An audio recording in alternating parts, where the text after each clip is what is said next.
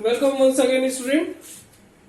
Today we are going to have the session of that Newton's first, second, and third law. You might have seen at the starting of that video. Before that, I want to give you the quick recapitulation of that first video, that part first of that Newton's first law, Newton's laws of motion. Here was that physics. Now we have started that physics. And what is that our physics? It is that interaction. It is a kind of that science that deals with that matter and energy and their interaction. After that we have moved to that classical mechanics. Classical mechanics was that branch of physics that investigate the motion of object in our daily life. So in classical mechanics we investigate the motion of any object in our daily life, and that was divided into our statics and dynamic. Static means that at rest. Static means at rest, and dynamic is our in motion. In motion. So that dynamic was divided into that two parts, kinematics and kinetics. So kinematics, in kinematics we used to study that means only that motion of the object. What is the cause of motion we are not going to study in our kinematics. Whereas in kinetics we are going to also study the cause of motion, that what is the cause by which that the movement of that body is taking place. Then after I have given you that motion and rest, that motion when the position of any object is changing with respect to time, motion. Rest, that if position is not changing with respect to time, rest. But student, I have told you that if the position is not changing with respect to the time, we will have to be keep our frame of reference fixed. So in a fixed frame of reference, if the motion of any that position of any body is not changing, that is our rest. Suppose I am considering this room. You can consider your room, a physics lab. If that will be a fixed frame of reference, and from a fixed frame of reference, if you are looking that if the position is not changing with respect to the time, so that will be called as any object will be called as the rest position. Whereas if I am going, a board is here, it is not, its position is not changing with respect to the time. But if I am going to the moon, looking to this board, now it will look to that, it will look in motion. So for defining the rest, we will have to be keep in your mind that we will have to be fix our that frame of reference. And in that we have gone through that position, which was very important. For defining the position, I have told you there will be length, direction and point of reference. I have given you the example of that Red Fort. If someone is asking that where is Red Fort, now you will not say it is at the Raisina Hill. You will have to be tell that at this much distance that Raisina Hill is present, in this direction is present, and from this point of reference, from this point it is present at this length and it is present in this direction from any fixed point. Now you will say the position. Okay. Suppose I am saying that now where are you? Now where are you living? So I will not say you are living in that is 50 miles away from me. If I am saying that 50 miles away from me, so that I am giving you only length. I will also have to be defined. Means you are 50 miles away in that east, west, north, south or northeast, southeast, in which direction you are present. So I will also have to be defined that direction, and I will say that you are 50 miles away from my house. So my house will be that point of reference. I will not say that you are 50 miles away in this south direction. But from where? Whether from my house or anyone's other house. So I will also have to be say that point of reference. So these things I have given to you in the video. First, in a very detailed way. Force I have defined you. Now force is the mechanical interaction between the bodies. For the time we will say it. Now you in your school you might have heard that push and pull effect. That is also correct. So other way of defining is force is the mechanical interaction between the bodies. That mechanical interaction can be that with contact and with non-contact. Contact, you know that if I am applying some force on that board, non-contact, gravity force.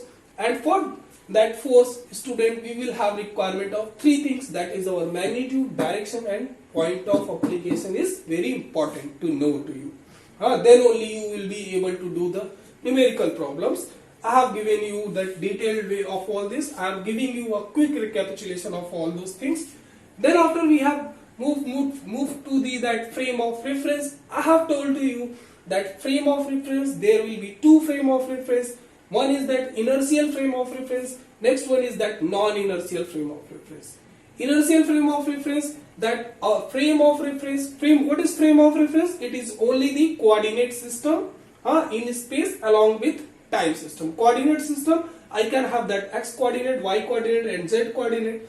That coordinate system along with that time system will be called as our frame of reference. And if that frame of reference is at rest or moving with constant velocity, so if it is moving with constant velocity, acceleration 0. For constant velocity, acceleration will be 0. That will be called as our inertial frame of reference. And Newton's laws of motion will be applicable only for that inertial frame of reference, as we have seen for the proof of that inertial frame of reference. There the position from the other frame, which we were saying that S prime frame, the position of the object from S prime frame was nothing but the R prime vector was equal to that R vector minus capital R vector, where this R was that position of the object from the frame S and this capital R was that the relative position between that observers. And the velocity I was getting this velocity of the object from the frame S prime was equal to that velocity of the object from frame S minus times the velocity with which that our frame of reference is moving. And I have told you that if any object is present in that frame S and that is not moving, so this will be 0. So the meaning is that if I will look to any object that from frame S prime which is moving with this v velocity, and from frame S it is not moving, from frame S if any object is not moving and I am looking that object from any other frame which is moving with this capital V velocity, so since from one frame that object was not moving, so this V will become 0, and now I am looking to the object from a frame which is moving with this capital V velocity, so that object will have the velocity V prime will be equal to that capital V vector and with a negative sign. Negative sign is nothing but will tell that it is in the opposite direction. And if the object is moving in have certain velocity in one frame, and from the other frame which is moving with this velocity I am looking, so I will have to be subtract the velocity of that object from that frame minus the velocity of that frame of reference which it is moving, then only I will get the velocity of that object from the other frame. And here in that inertial frame of reference I have told to you that our acceleration of the object from frame S prime and from frame S will be equal, and the forces coming in that will be also equal. Forces will be also equal from frame S and from S prime, because that acceleration is equal, so forces will be also equal. So you are looking whether are you choosing that S frame or S prime frame, forces are coming same, so we can apply the Newton's laws of motion for the inertial frame of reference, since that our acceleration and force are same from both S and S prime frame. Whereas we have seen that if the frame was moving with certain acceleration, acceleration was that not 0, it has that certain acceleration, in that case that our Newton's laws will be not applicable. It will move, that non-inertial frame of reference will move with certain acceleration, that Newton's laws will be not applicable in that case. Why? Because that our force from the frame S prime was coming equal to the force from frame S minus times of this m into capital A vector, where m was that mass of the object and capital A was that acceleration of the frame. So here what are we getting? we are looking that it is small m is the mass of the object and a is the acceleration of the frame. So mass of the object I am that multiplying with that acceleration of frame. So it will give the expression of that force. But now we should think that mass of the object we are multiplying with that acceleration of frame. Either I should multiply the mass of frame with that acceleration of frame, or we should multiply the mass of the object with the acceleration of the object. But here we are doing different. So it is a kind of the force to which we will call as pseudo force. And pseudo force, I have told you, to make a non-inertial frame of reference or inertial frame of reference, we add the pseudo force in non-inertial frame. And where will we add the pseudo force? In opposite direction to the acceleration of the body. So means I have given you a I am recapitulating in a very quick way. Then after we have moved to that Aristotle, that theories coming for that study of that laws of motion. First theory was given by the Aristotle in 322 BC. He told that for a uniform motion you will have the requirement of force. Force is required for uniform velocity or uniform motion, you can say.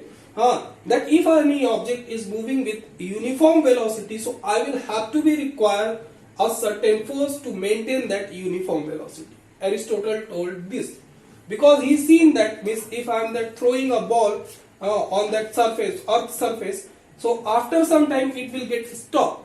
So he assumed that means to maintain that constant velocity I will have to be apply some force. But he was not able to look to the friction. He didn't consider the friction was present there. That is why that our ball was that stopping. So his theory was failed by the Galileo. He told that no force is required to maintain that uniform motion of the body. That if that inclined plane we are looking and that alpha is making 0, so d will become infinite. Okay, for a frictionless surface, and it is that applicable in space, student. Okay, if you will throw something and that plane surface, that level surface is there, so it will continue to move.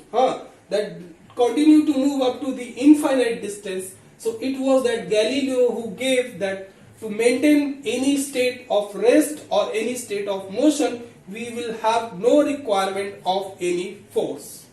Okay. So up to here, and that inertia, it is called as our Newton's first law. So actually the Newton's first law was given, that inertia law was given by the Galileo, and that when that Galileo died, that Newton take born on the earth, he piled up the theories and given the 3 laws of motion to which we are going to study. It was the recapitulation. Now we will move to that Newton's laws of motion.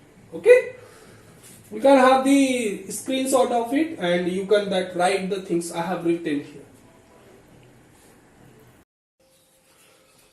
So we will move to that laws, and before that we should note that Newton's laws of motion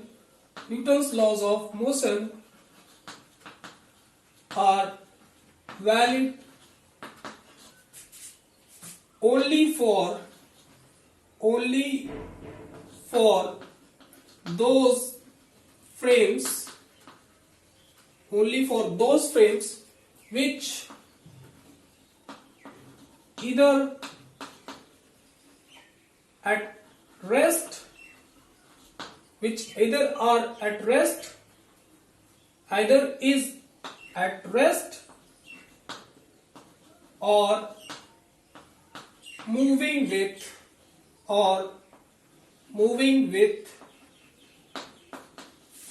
some constant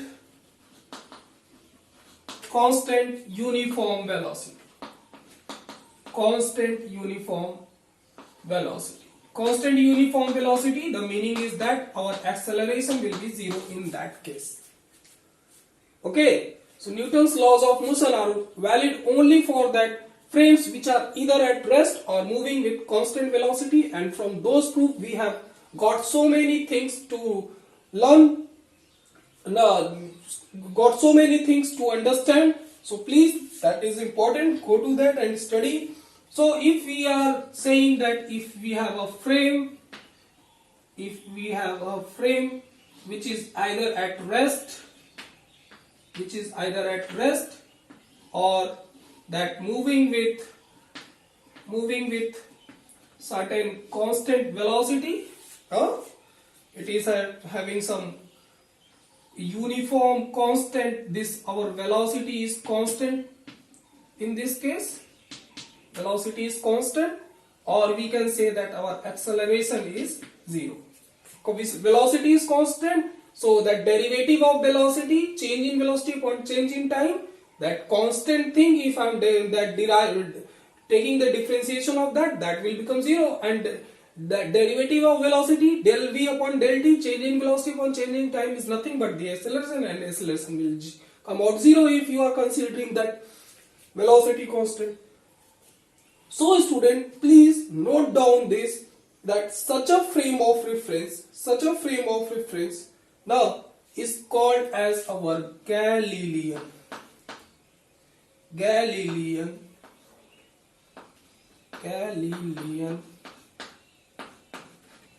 invariant. You can get the question that in so many exams.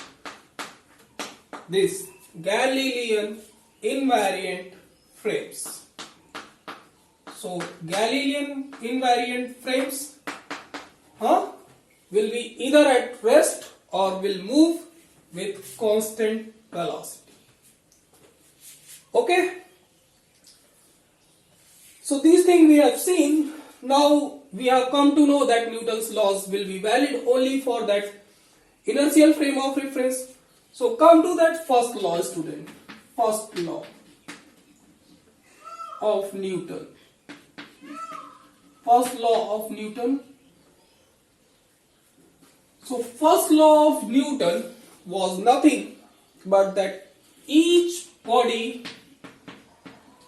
you may have seen that, you may have heard about the Newton's laws, that in your ninth class. Recall that each body continues to be in a state of rest or uniform velocity or uniform motion, we can say uniform motion. It can be that speed as well. So each body continues to be in a state of rest or uniform motion unless, please note it, unless an external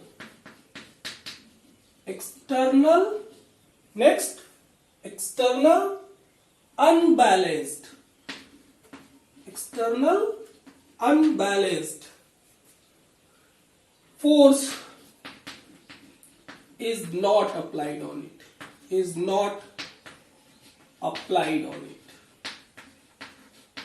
So many will say that external only, but when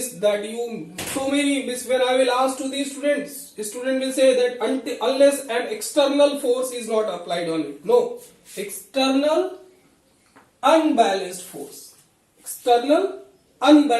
is not applied on it. So that unless that we are not applying that external unbalanced force on the body, it will have that same state of rest or state of what? Uniform motion.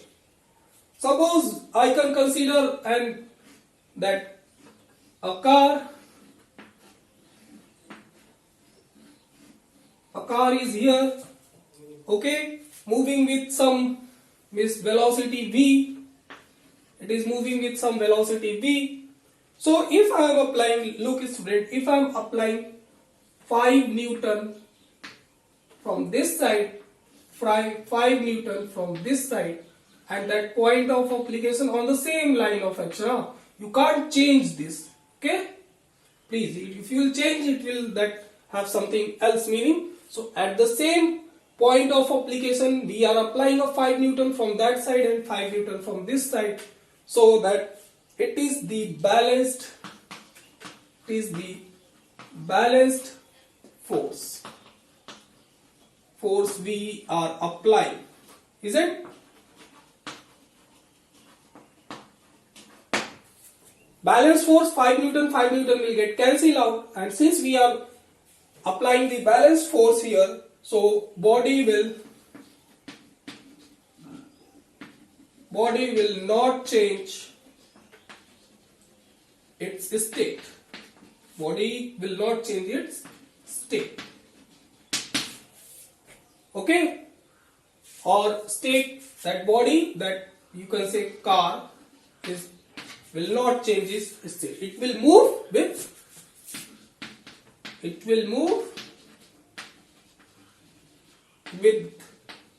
same velocity v. Getting? So it was that our Newton's first law, that each body continues to be in a state of rest or uniform motion unless an external unbalanced force is not applied on it. So state is not going to be changed unless we are not applying an external unbalanced force. Now in internal force, that molecular force, these things we are not considering. External force we are considering, and that external force should be that unbalanced. Then only means that if that unbalanced force you are applying, then the body will that changes its state. If the external force is balanced, so body is not going to change its state. Okay, so it was very important, external unbalanced force. I am giving you the words which you should keep in your mind, so those things you guys will keep in your mind. In other word,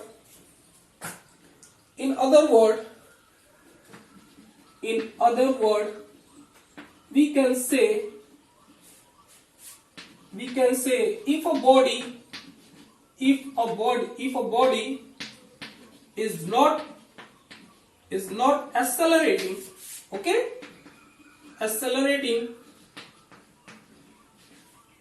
then the net force is what? Total force, sum of total force. Net force is nothing but the sum of all the forces. Okay, so net force, sum of all the forces, will be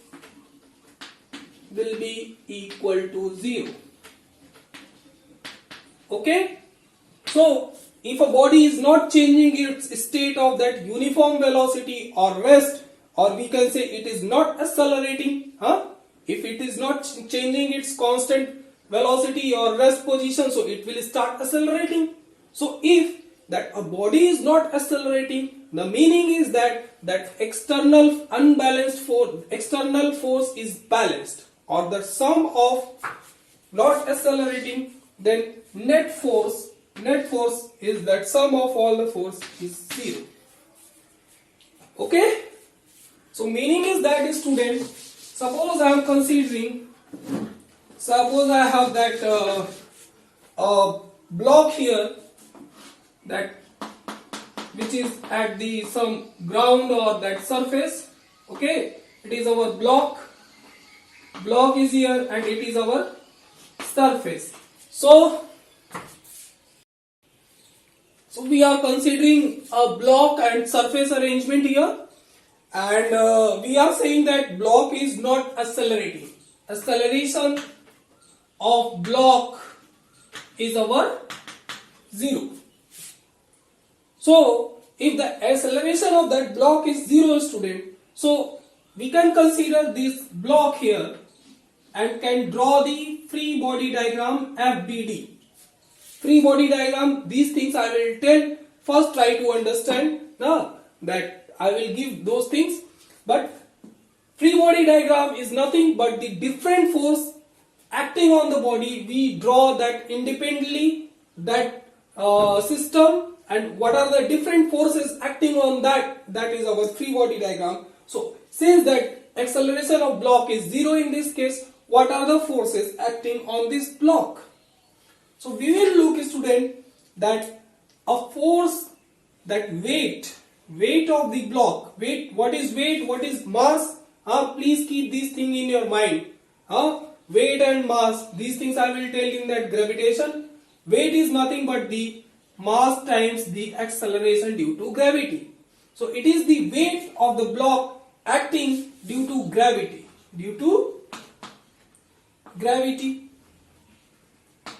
Okay, so due to gravity, that weight will act in the downward direction, and because of this contact, we will have, we can say this color, this reaction force will be here. Reaction force will act here in that upward direction. Reaction force, it is nothing but our, you can say that reaction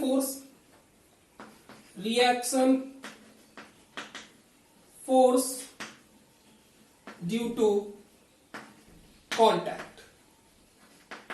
Okay, I've told you that if you are applying some force on that board, I will feel some on my palm, I will feel some force, and that force is nothing but the reaction of that board. I am applying the force, that reaction of that board is coming. So that here is the contact with surface, so that surface will apply some force on that block, that we are calling as our reaction force due to contact. And since that acceleration of the block is 0 here, so net force that F net of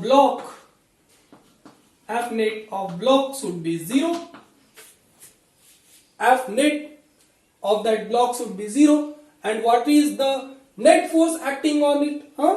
A gravity force is acting in that downward direction, and reaction force is acting in that upward direction. So suppose I am considering that upside as positive. Up I am considering as positive. So upside, if I am considering as positive, so net force that will become that, I think I should write that net force upside I am considering positive, so R will be positive, and since mg is acting in the downward direction, so that is that will become negative, and when you will take in upside, you can put a minus sign on it, or you can say that upside is positive, downside is negative. This one is our downside is our negative. So these things you guys will keep in your mind, that first time I am telling, that's why I am writing, otherwise I am not going to write these things. You are in that 11th class now. So that R and this minus of mg, it is in that downward direction. You can consider this downward direction as positive and upside as negative. It's up to you that which one you are considering. So this will give us, a student, what? This will give us that reaction force is equal to mg. Getting? Means if that object is there which is not accelerating, so the meaning is that reaction force on that will be equal to the weight of the object. So you can write that if an object is not accelerating,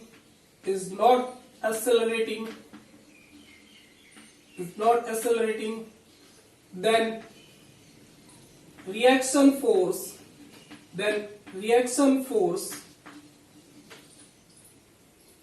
will be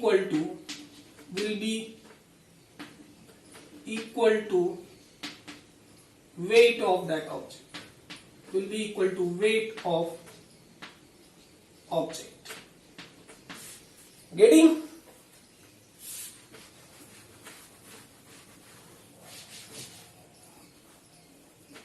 So it is that law of first law. So you up to here you can have the screenshot. You know that Newton's first law of motion, Newton's first law of motion is also called the law of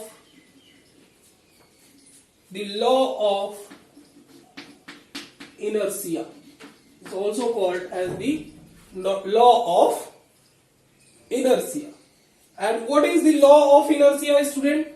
Law of inertia, that tendency of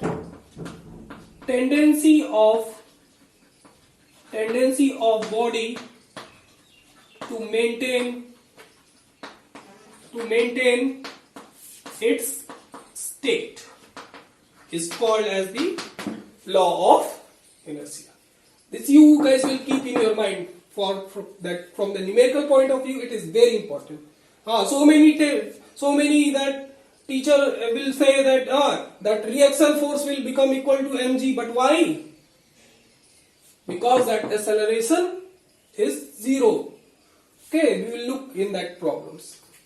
So tendency of body to maintain its state, Newton's first law of motion, is also called as the inertia, law of inertia. Okay, and it is very important. You can note down up to here. You can have the screenshot. So we have seen that inertia, and you guys will be aware that an object can have 3 kinds of inertia. 3 kinds of inertia, and those 3 kinds of inertia is nothing but the inertia of rest, inertia of direction, and inertia of motion. Is it? Recall the 9th class. These things you might have studied. So I am giving that examples. Examples of inertia as your homework. That means why we feel that means that that we move backward, forward when that bus will stop or that it will start. While it is that going left. Now why we move that in that right direction. So these things now you can have the examples of it. Some important example I can give to you, that suppose miss a glass window is there, and we are considering the glass window, and when I am throwing the ball, a ball I am throwing here, so for that means that ball will produce that crack in that entire window, but miss when that a bullet is coming, so that will produce the crack to a smaller area. That entire window will not crack. So we can say that speed of bullet is very high, and also the time and area of contact is small, hence a small crack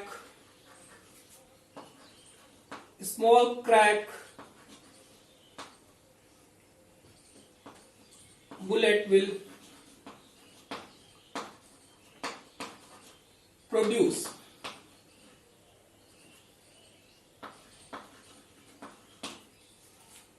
Or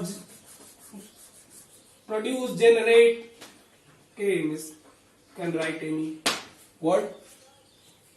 That whereas in the case of ball, no, ball, the speed of ball is small. Also, the area and time of contact is small. Hence, that entire window, glass window will break. Okay. So these can be example of that inertia. It is due to the inertia of rest. And the next example I can give to you that is important to know to you that those question has been asked in your exam. So these small problems now will be asked now that in so many exams.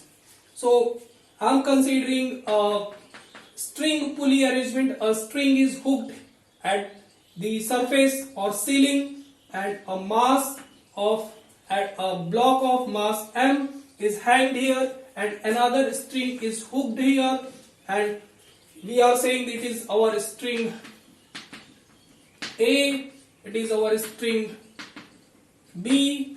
So in this case, now suppose I am pulling by some force, I am pulling. So when when we 1 minute,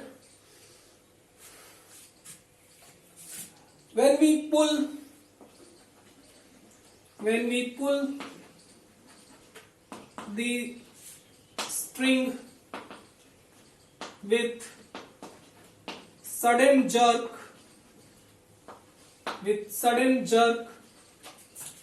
the tension will produce in string A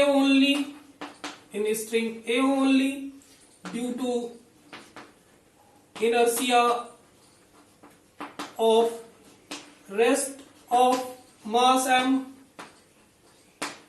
and string A will break. When we are that pulling it, that with sudden jerk, that string A will break. And when are we pulling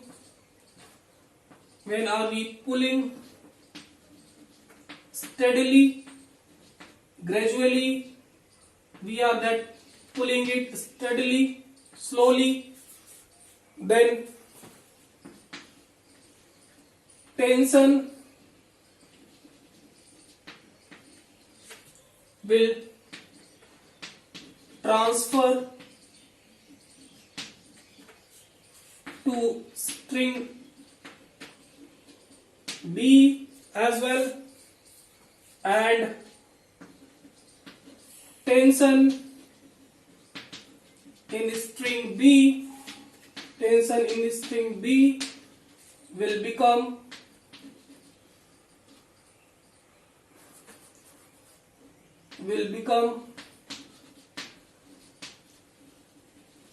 more than the tension in string A by weight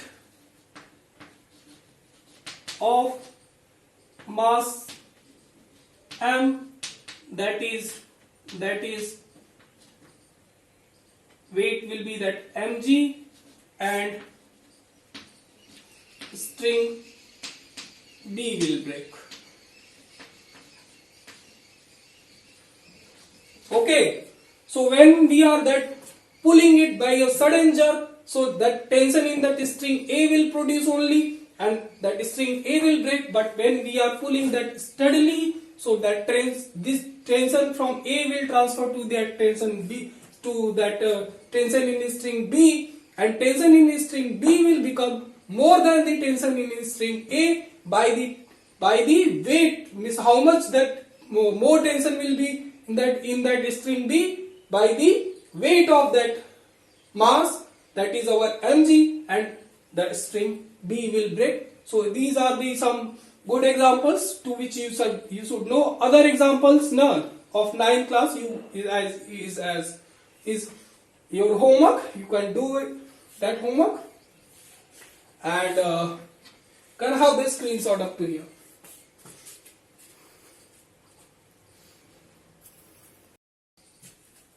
Okay, the first law from my side is finished. You can have the first law more and more. So up to here means it is sufficient. Okay, if you are that studying. So next, before moving to that second law, I want to tell to you that means one more important that term which we call as our linear momentum. Linear momentum.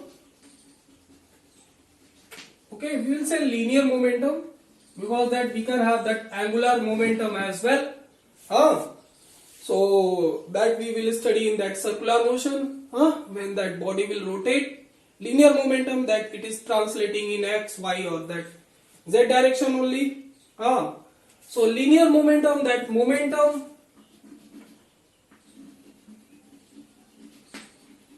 we can define as the product of mass and velocity of any object. Is it?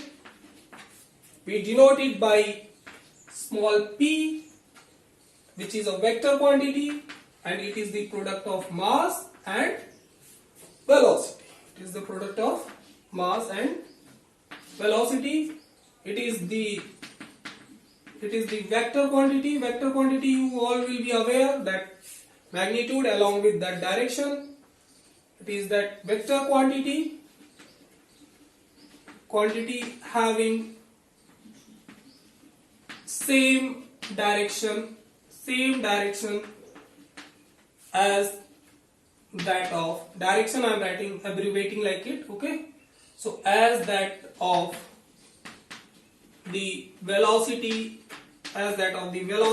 of the object. Okay, if we are talking about the units of it, mass will be that in that SI unit, mass will be in that kg, velocity will be in that meter per second, so meter per second. Okay, in CGS system, if we are talking that in CGS system, that mass will be measured in that gram and velocity will be measured in that centimeter and time will be measured in that second. But in that CGS system, we write that second by SEC, but in SI system, we will denote that time by S only. Okay, so these things you will keep in your mind. Okay, so it is our momentum unit I have talked about, and dimensions I am not giving right now because when we will study that dimensions, then I can give you that at that place what will be the dimension. Here we will talk about the units only.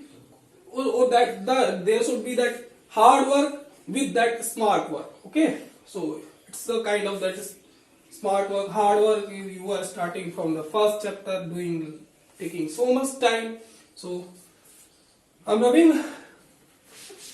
First we should study this, then we should move to the other chapters, and that after studying this chapter means other chapters will come that quickly. It will not consume that much of time, and when will we move to the we will start from the beginning, we will feel so much problem because these things will be applied there. So it's my way, you can have the other way. So many teachers are very good. Means that I'm not saying to that means study from me only. You can have any choice. My student is telling to me, it's my student now who are that kids. Now they have grown up. For them it is only. If you are that finding it good, so you can have also my classes. So that linear momentum I have talked about, and that momentum I have defined this. It is a vector quantity. P is equals to mass times the velocity. And student, suppose that now if two objects, unit also I have given to you, two objects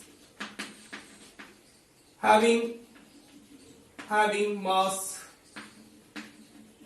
m1 and m2 with velocity v1 and v2 have the same momentum,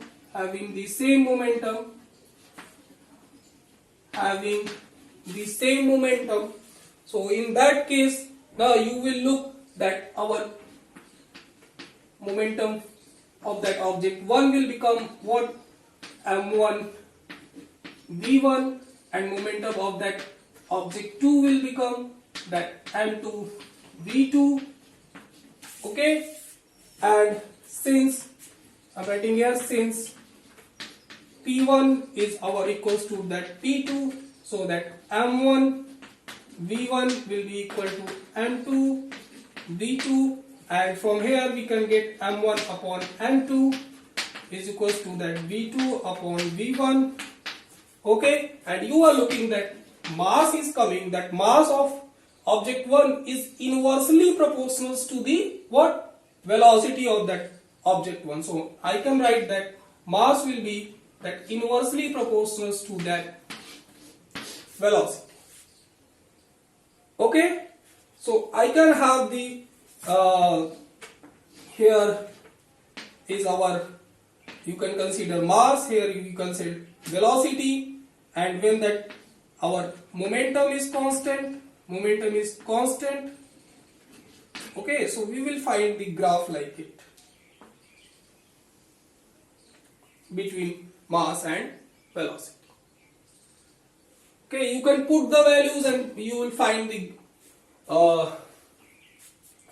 graph like it. I think it's a mathematic problem. Okay, so you will find the graph like it, and you can have the screenshot. After that I am going to rub it. Thereafter, if I am saying that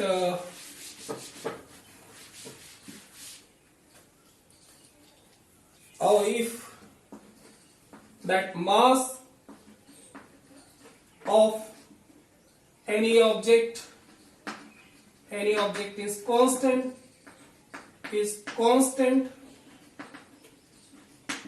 then when the mass of any object is constant, so our momentum will become that directly proportional to the velocity of that body, and when it will be that directly proportional, we will have the relation between that momentum and that velocity, a linear relation we will get there.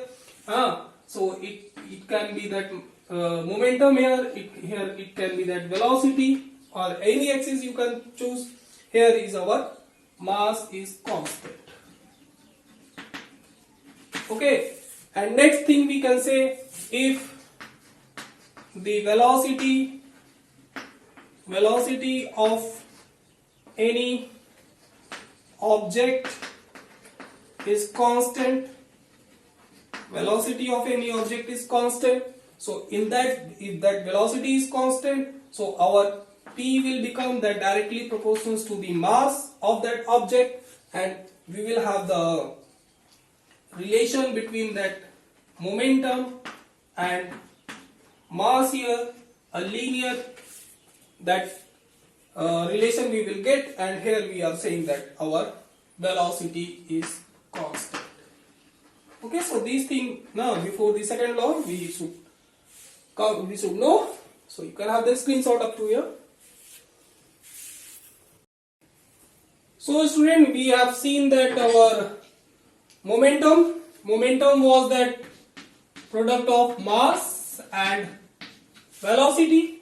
It was that our vector quantity which had the same direction as that of the velocity. So I have told you to keep the same momentum, that if we are that keeping our momentum same, what will we observe? That a light object will move faster, and heavy object will move slow. Because that we are keeping that momentum constant, so light object means that mass we are decreasing, so we will have to increase the velocity to keep the momentum same. So product of these two should be same if we are keeping that momentum same. So if mass we are decreasing, velocity we will increase, meaning is that for light object it will move faster, and if heavy object is there, so mass we have increased and we want to keep that momentum same, product of these two should be same, so we will have to be decrease the velocity to keep the momentum same. So a light object will move fast and heavy object will move slow. And we have seen that graph, that relation between that mass and velocity, when that our momentum was that constant, so the graph was coming like this. Okay, for small value of mass, if this for the small value mass we are considering here small value, that our velocity is high. For that more values of mass, that mass we are increasing on that y-axis. You can say that for the greater value of mass, you will look that velocity will be less. Okay, so you can think in that way as well. That if mass is here, velocity is here, and we are keeping that our momentum constant. So for small value of the mass, velocity is high. For that more values of the mass, velocity is less. Okay. So these things you guys will keep in your mind. It's the mathematics. We are saying. So before the Newton's second law, we have seen that what is our momentum. Okay. Everything is going to be. So now we will move to that Newton's second law of motion. Newton's second law of motion. I think you guys will be aware about this Newton's second law of motion. We can define it that rate of change of momentum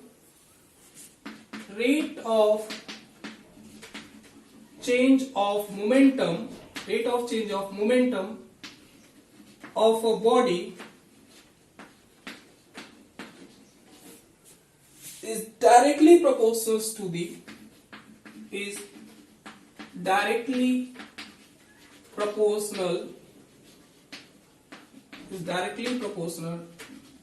to the applied force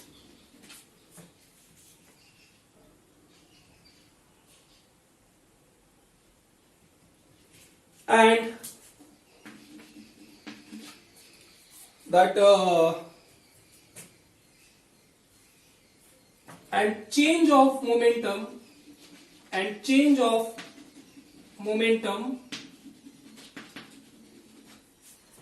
takes place in the direction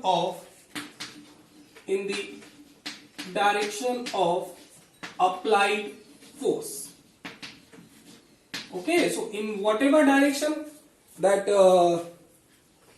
our force will act, in that direction our change of momentum will take place. Newton's second law statement is that rate of change of momentum of a body is directly proportional to the applied force, and change of momentum takes place in the direction of applied force. Okay. Can I have the screenshot? After that I am rubbing.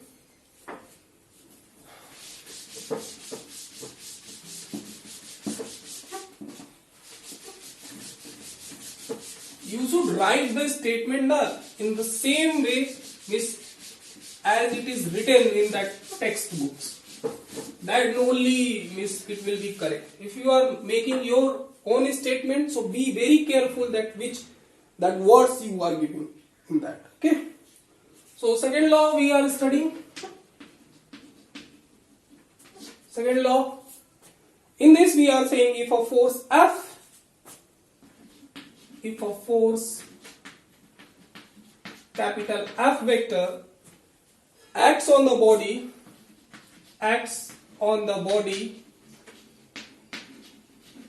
for the time delta t, we can say del t you are saying, or delta t, that is change.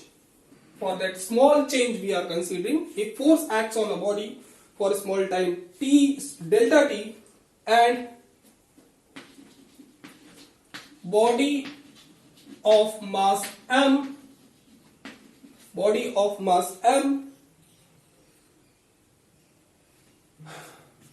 changes its velocity from v to v plus delta. Meaning is that when that we are applying some force on any object, the state will change, that velocity will change, and if we are applying this force for that small time delta t, so the velocity is changing from v to the delta v plus delta v. So in small time del t, what is the change? Del v. So initial velocity, that initial momentum, starting momentum will become what? Mass times the velocity. And when you are saying that our final momentum will come out, it will be mass times the v plus delta v. Okay. So that in small time del t, that our velocity is changing from v to the v plus delta v. So our initial momentum will become this, final momentum will become this, and we can denote it by, this is our p initial, you can say p initial, and it is our p final. P initial, p final is nothing, momentum, starting momentum and final momentum. Okay, so what will be the change in momentum? Change in momentum will come out what? P final minus initial will be changed. So P final minus P initial, isn't? Vector quantities. So P final is what, student? P final is that mass times velocity plus delta v here.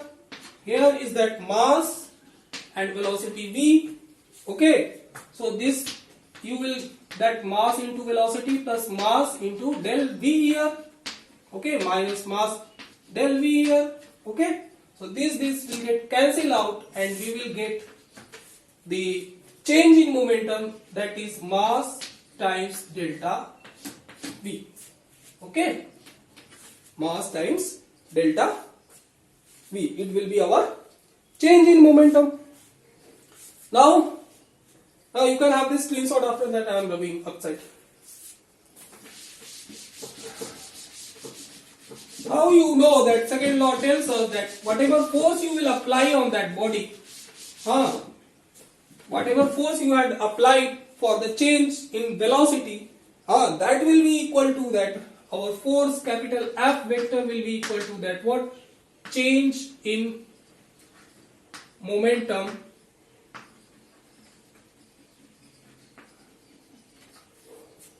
okay, change in momentum.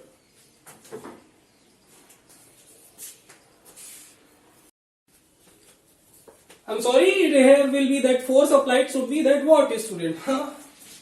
My mind had gone somewhere.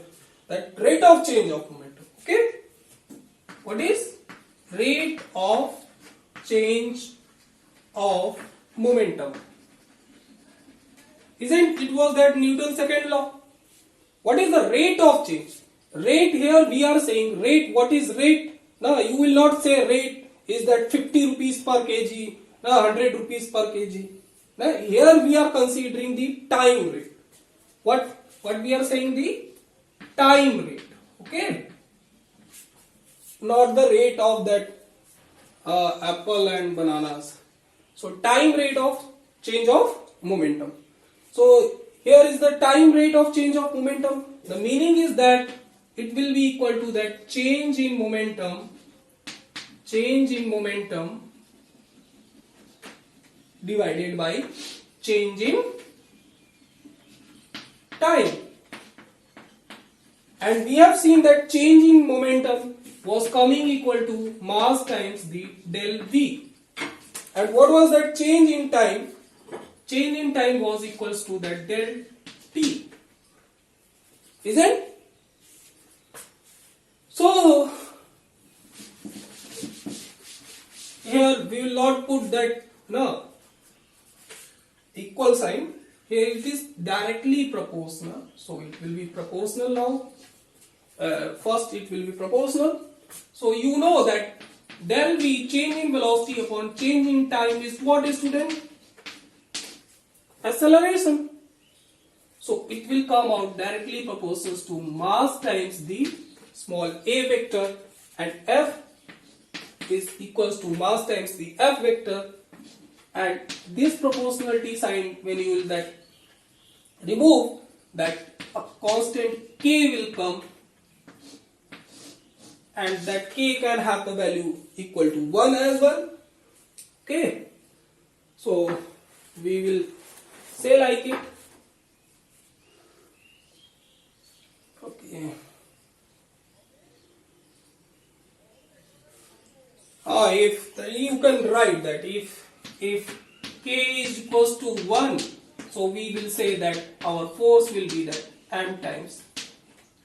So Newton's second law tells us that now the rate of change of momentum is directly proportional to the applied force on that object, and the change of momentum will take place along the direction of force applied. And from that we have concluded that our force will be the product of mass and the acceleration of that body. Now what will be that acceleration when you will that apply that force on that product of mass and acceleration of the body. Okay, you can have this screenshot up to here. Next,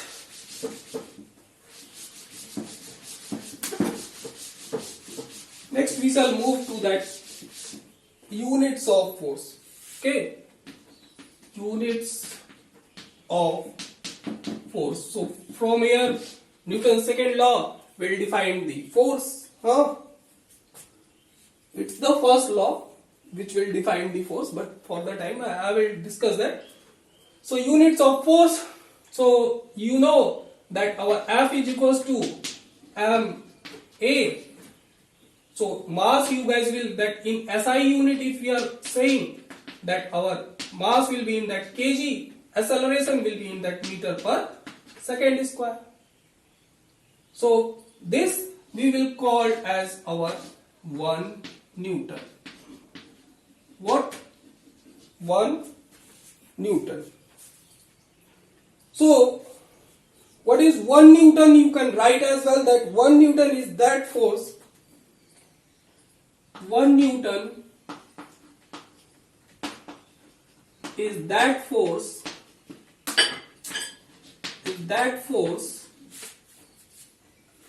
which cause an acceleration of which cause an acceleration of 1 meter per second square, 1 meter per second square for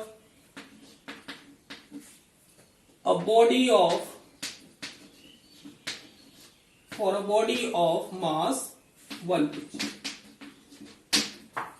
So 1 Newton is the force applied to 1 kg, to apply to a 1 kg of mass will produce to that 1 meter per second square acceleration. So if a body of mass 1 kg having an acceleration equals to 1 meter per second square, so the force, whatever force will be on that will be equal to our 1 Newton. Okay, so that Newton had invented this, so he said that tell this kg into meter per second square as our as 1 Newton, because I have invented it, and you will denote it by capital N only. Okay. If we are talking about the CGS system, you guys will be aware that our CGS system will tell that our mass will be in our kg, not in kg, gram, and acceleration meter per second square will become what? Centimeter per second square. Now you will write SEC because it is CGS system. Okay, so in CGS system it will be that gram centimeter per second square, and student, this will be called as our 1 dyne. What? 1 dyne. So if you want to change that 1 dyne into that Newton, suppose 1 Newton is equals to how much dyne we want to find out. Is equals to how much dyne. So you know that 1 Newton will be equals to what? 1 kg into 1 meter per second square. 1 kg will have that 1000 gram. 1 meter will be at what? 100 centimeter. And second will be in that time will be in that second only, so we can change into the SEC as well. The notation will get changed only. Here you are looking, this is 10 to power 3, this is 10 to power 2. So 1000 into 100 will give us what?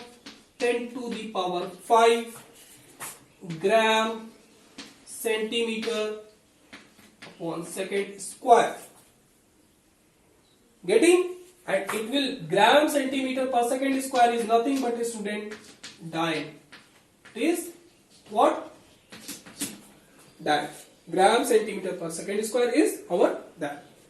So from here we can have the formulation that our 1 Newton will be 10 to the power 5 dyne. And please note it that now so many students, if the question will ask that 1 dyne is equals to how much Newton, they will say 10 to the power 5. In so many exams this questions has been asked. 1 dyne will be what? 10 to power minus 5 Newton.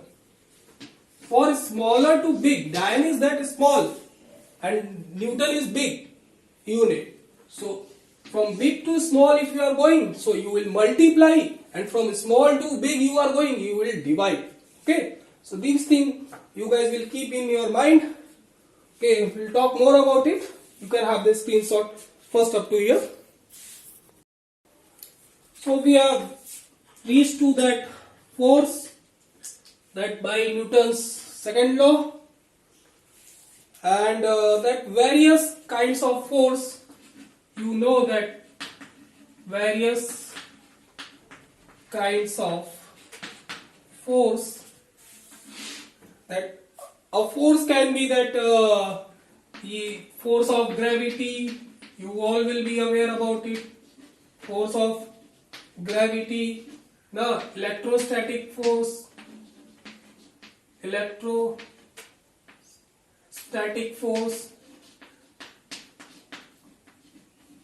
electromagnetic force,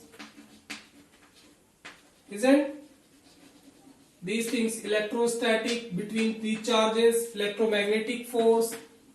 Okay, by the poles. So these electrostatic, electromagnetic will come in that your 12th class. Force of gravity, gravitation is present here. Okay, nuclear force. So when the chapters will come, I will discuss about these things.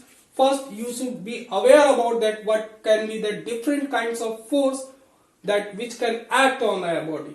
Okay, nuclear force, spring force, okay, etc. You can say. One thing you guys will note that, student, that our nuclear force is that strongest force.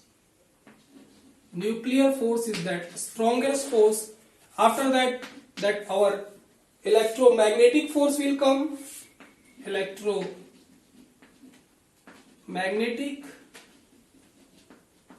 and then after that weakest is our gravity.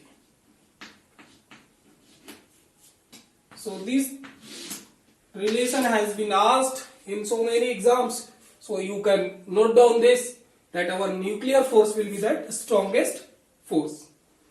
And student, one that homework I want to give to you, that is that force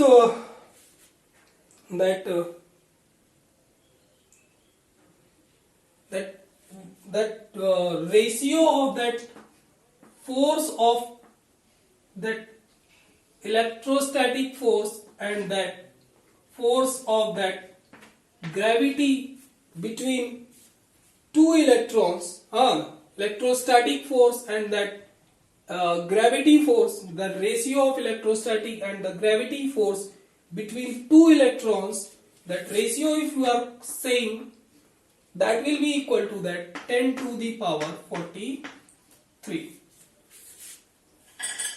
Okay, 10 to the power 43.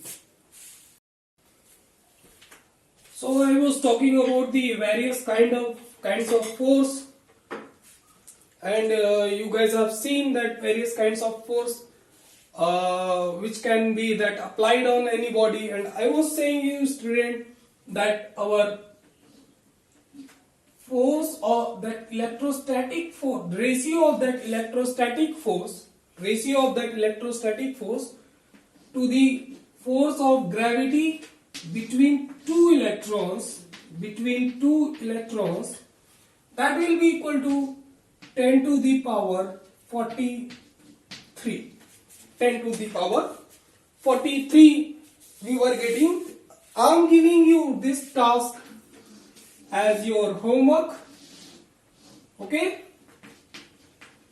that you can do that. Electrostatic force is nothing that which if two charges are here, two charges Q1 and Q2 are present and they are separated by the distance r, so that electrostatic force will be nothing but the 1 by 4 pi epsilon naught Q1 into Q2 upon r square, and 1 by 4 pi epsilon naught will be equal to 9 into 10 to the power 9 Newton meter square per Coulomb square. Okay, and you know the value of what will be that charge on an electron. You can put the values of the charge of the electron here, and you can put the value here, and that you know that gravity force will be between the masses. If they are separated by this distance, so force of gravity will become capital G m1 into m2 upon r square.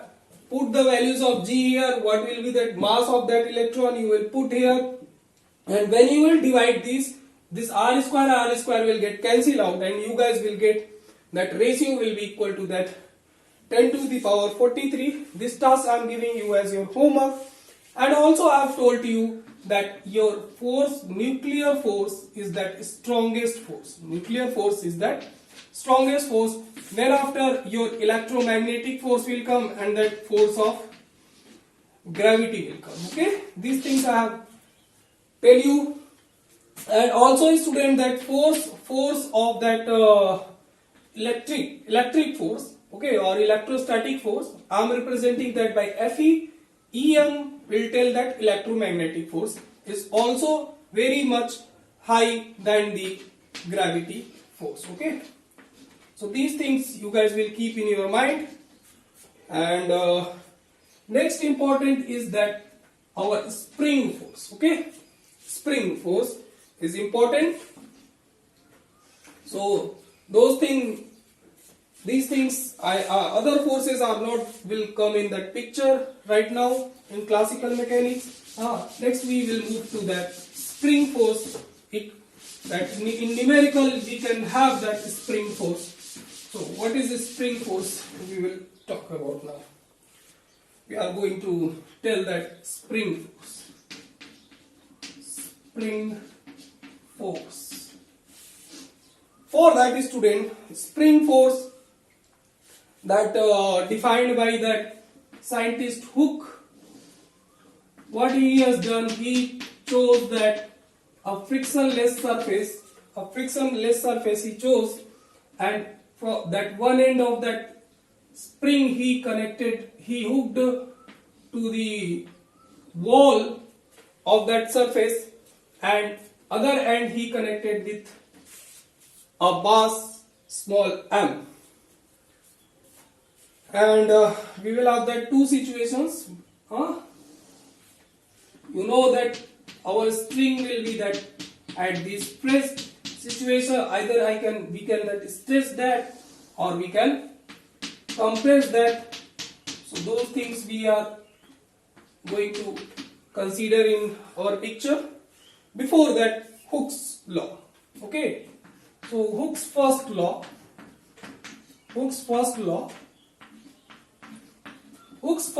tells that for a small deformation,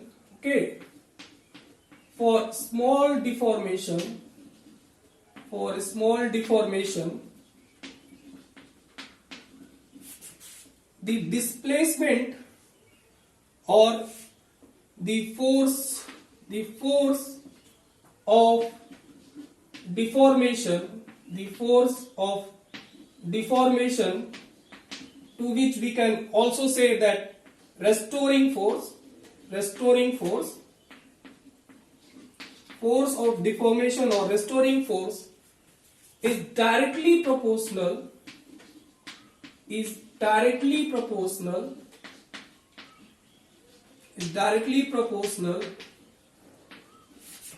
to the displacement of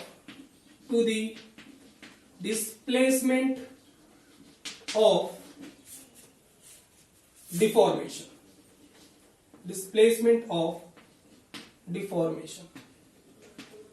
Okay, so it was that statement of that Hooke, and we have considered here we will that choose an ideal spring. Ideal spring, student, that a spring which comes to its natural length after the removal of the force.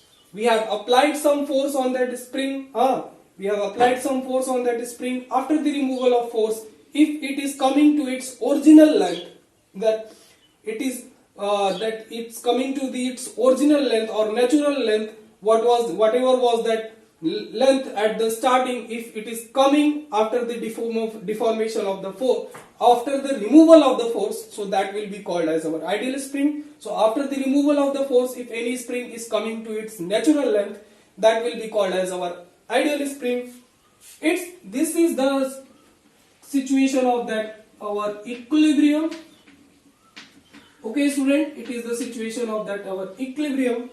And suppose now we have stressed the spring. So we have stressed this spring M here. Okay, we can also say that we can compress this spring. Okay, so it is our stretching condition. Stressed, it is our compressed. So these situations we are considering. And equilibrium, in equilibrium, suppose I am considering that here is our x is equal to 0, displacement is 0, and from the at the stress situation, I am saying that our displacement is our x after time t. After time t, here is, you can say, t is equals to 0, and at t is equals to that t, you can say, or it's better to consider that capital T here, capital T time is 0 is here, and after time t, this is that displacement we are finding. So this Hooke told that deforming force or that restoring force will be directly proportional to the displacement of deformation. So when we that remove the proportionality sign, we will get a constant k here, and here is x, and with negative sign we will introduce that constant. Why negative is coming, I am just going to explain. Okay, so here we can say that where F is that restoring force. What? Or right up to here, after that I am removing. You can have the screenshot up to here.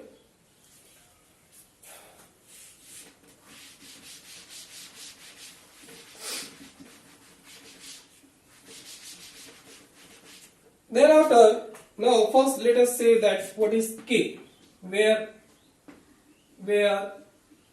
K is your that spring constant. What? Spring constant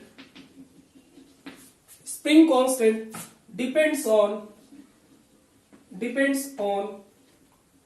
the stiffness of spring. Stiffness of spring, student, what is the meaning of that stiffness? Okay, I am removing this as well. So stiffness we can say that how difficult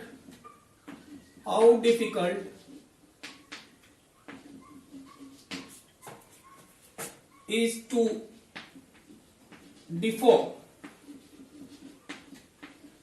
Means that how much difficulty we are feeling that to deform anything, that will be called that stiffness, and higher the stiffness,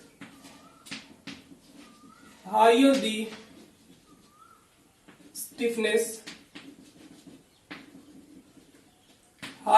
the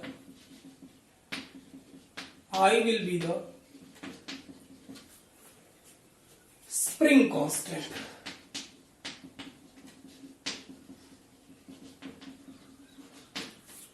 Okay, how difficult is to deform, we'll define that stiffness, or we can I'm removing upside.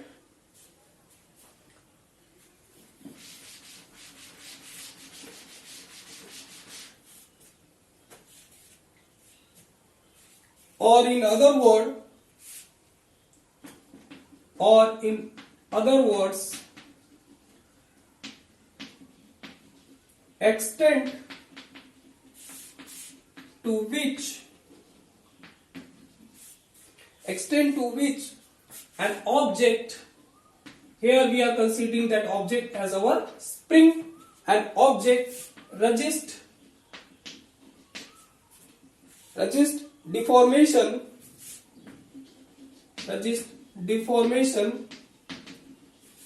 in response to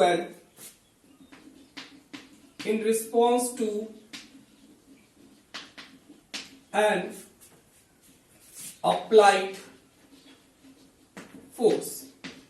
So when are we applying some force, so how much that, what is the extent it can resist the deformation in it, that will be our stiffness. Okay, and or you can say that how difficult is to deform. Applied force is the stiffness. Okay, So that K is our spring constant that will depend on the stiffness of that spring. And what is that stiffness? That extent of any object to resist the deformation on the application of force. Getting, student? So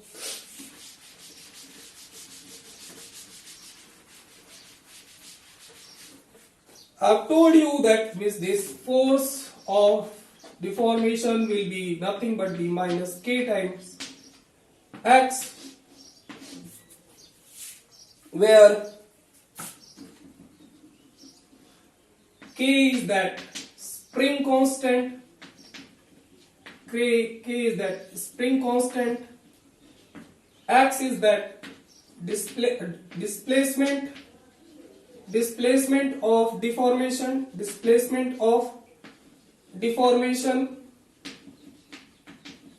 and student, this F will be called as our restoring force. F will be called as our restoring force. And note, restoring force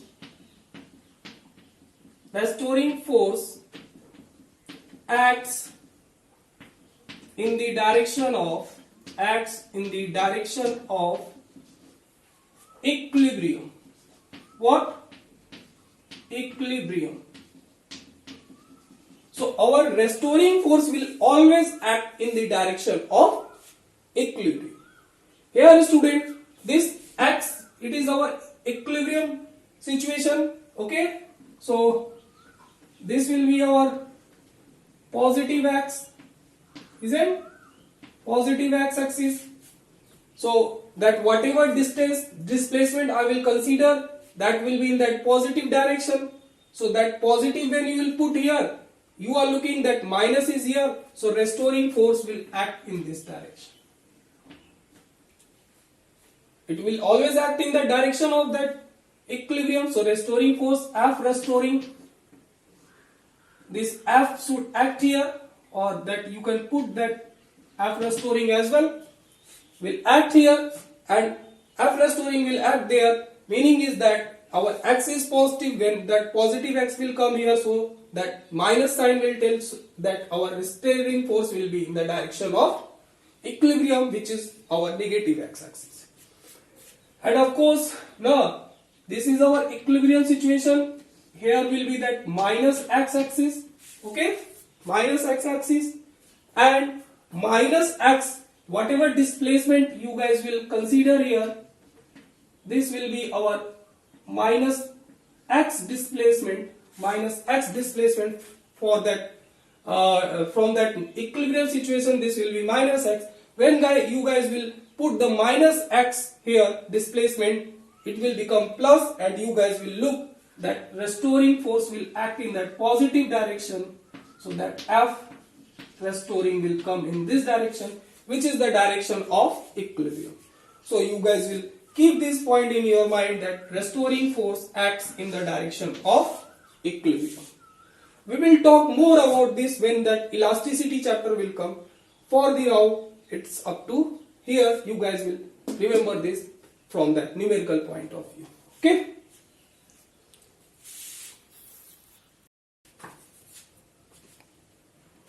Now student, come to that equilibrium of concurrent forces. Next we are going to define that equilibrium of concurrent forces. Concurrent forces. So what is concurrent forces? What is concurrent forces? That when all the forces are acting at the same point, then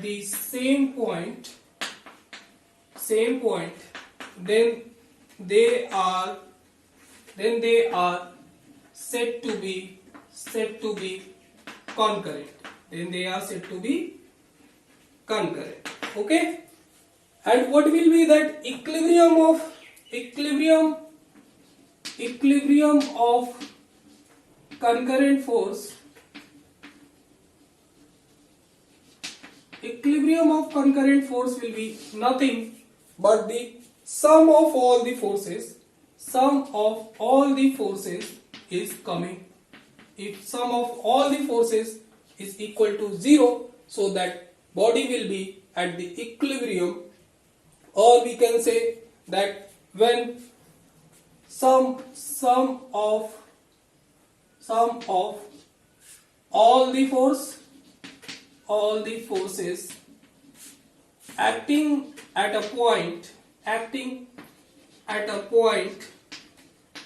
a point is 0, or in other words that the state of rest or uniform motion in a straight line, we can say, in a straight line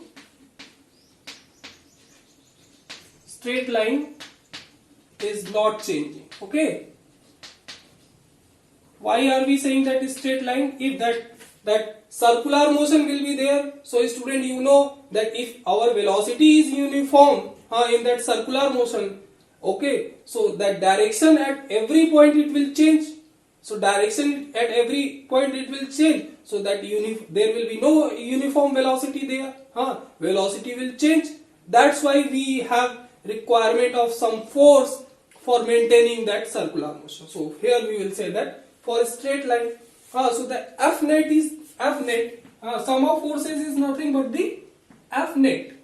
So F net acting on the body, if is equals to 0, so that will be called as our equilibrium of concurrent forces.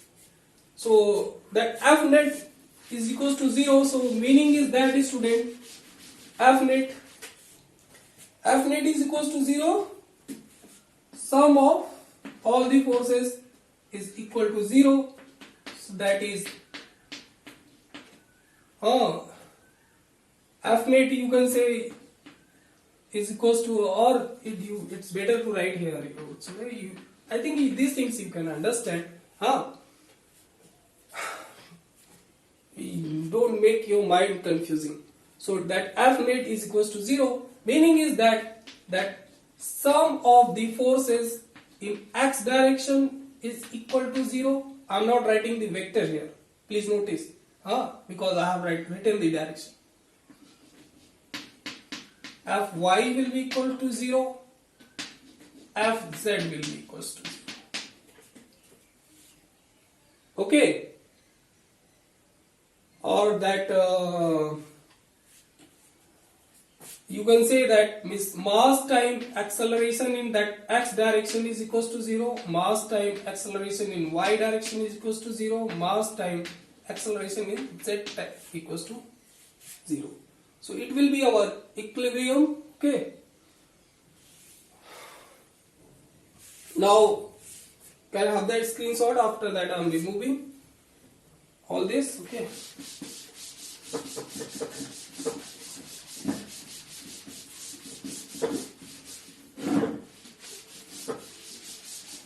Now we will move that one more.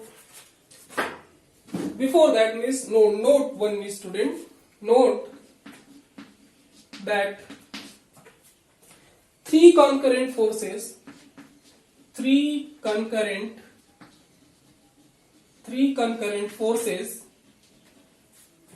can be represented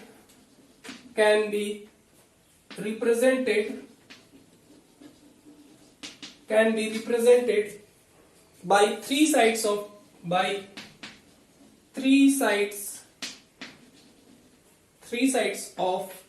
triangle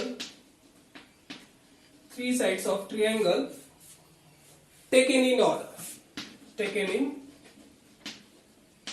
order. Okay, so if the three forces, are that in equilibrium, so we can represent in that in the form of triangle, which will be in that order. If it will be F1, it will be our F2, it will be our F3. Okay, so you will keep this note in your pocket. So I'm rubbing, you can have this screenshot. Next thing is that, students, Lami's theorem. Based on that, you guys will have that problem. Next is what? Lami's theorem. Lami's theorem. What is Lami's theorem? That for three concurrent forces, it will be for three concurrent forces. Concurrent forces means that acting at the same point. Three concurrent forces. Okay, suppose we have that three concurrent forces F1, F2 and F3 like it. Okay, here is F1, F2 and F3 is here. Here is the angle that you can say alpha. Here is that angle beta. Here is that angle gamma. So we can apply the trigonometry sine inverse rule, and he will say that F1 upon sine alpha, that will be equal to that F2 upon sine beta equal to that F3 upon sine gamma. Okay, F1 sine alpha, F2 this, F3 this. Okay, so any angle they can give to you, but this law you guys will keep in your mind. Okay, and note, student, a very important point to note: Newton's second law, the force is defined by, so many will give you the different answer. Force is defined by Newton's first law. You will not do the mistake to tell that the second law which will define the force. Force is defined by Newton's first law. Newton's second law gives the quantitative. What is the quantity of that force? Quantitative measure of force. Okay, it's the first law actually which will define the force. That if a body, that means you are not applying some external force on that, external unbalanced force on that, body will not accelerate. Newton's first law will define, Newton's second law will define the quantitative measure of that. Newton's first, the quantitative measure of that force. Okay, so force is defined by Newton's first law. Newton's second law gives the quantitative measure of force, that is F is equals to mass times the acceleration. Okay, so up to here, enough for today. That third law we shall start in that next video study. Thank you everyone.